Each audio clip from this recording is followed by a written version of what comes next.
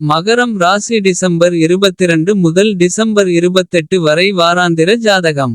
உங்கள் ராசியின் 8வது வீட்டில் கேது பெயர்ச்சிப்பார். இதன் விளைவாக இந்த வாரம் நீங்கள் மிகவும் உணர்ச்சிவசப்பட்ட மனநிலையில் இருப்பீர்கள்.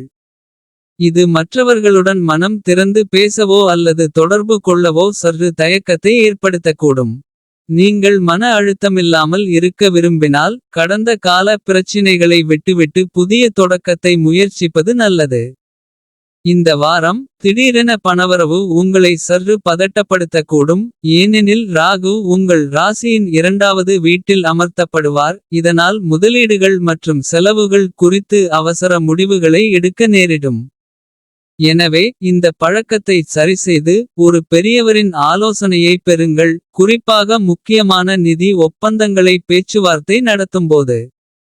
உங்கள் குடும்பத்தில் பெரியவர்கள் இருந்தால் அவர்களின் நியாயமற்ற கோரிக்கைகள் மற்றும் அதிகப்படியான எதிர்பார்ப்புகள் இந்த வாரம் உங்களை வருத்தப்படுத்தக்கூடும்.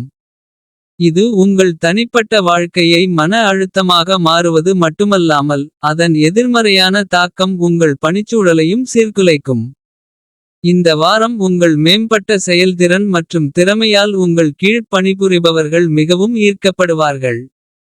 இது அவர்களின் பாராட்டை பெறும். மேலும் உங்கள் தொழிலை ஒன்றாக விரிவுபடுத்துவது பற்றி நீங்கள் யோசிப்பதை காணலாம்.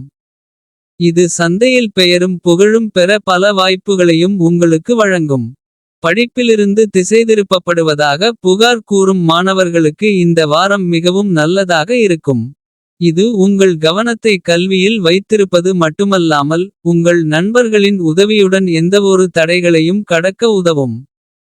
இந்த வாரம் பரிகாரம்: சனிக்கிழமை மாற்றுத்திறனாளிகளுக்கு உணவளிக்கவும்.